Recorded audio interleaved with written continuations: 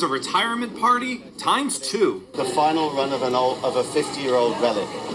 But enough about me. Andy Byford, the transit chief, nudged aside by Governor Cuomo after engineering a turnaround of the subways, was feted like a hero ahead of his departure next week. You brought your fan clubs here. Yeah, there you go. But officially, the celebration was for a fleet of cars, known as the R42s, that debuted in 1969 and are being taken out of service. It served New York well. New Yorkers love these trains. So I wanted to be part of history today. Rail buffs packed the trains to celebrate and document the last official ride of the R42s with passengers on the A line from Far Rockaway, Queens to the northern tip of Manhattan. I'm a big fan of old cars because it's like you feel like you're in the past. You feel like it's history. It's not like every day like you get to go on an R42 for the last time. I mean, like the retirements don't happen that often. They were featured on one of my favorite classic films, The French Connection from 1971, and I saw that car chase. It was actually one of the great scenes. Like, we never see some scenes like that, so it's kind of like a nostalgic feeling, like the CD's going away.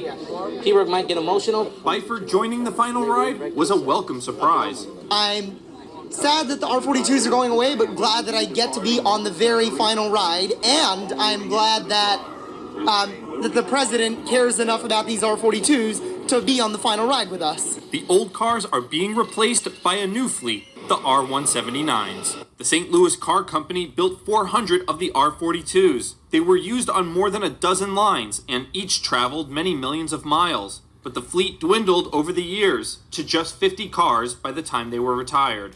At the end, they traveled an average 33,000 miles before a breakdown, a far higher rate than cars built since 2000. 2 of the cars, the same 2 used to shoot the French Connection, will be displayed at the Transit Museum.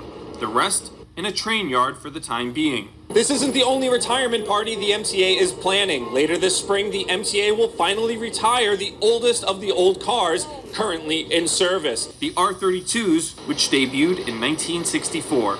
On board the final run of the R42, Dan Rivoli, New York 1.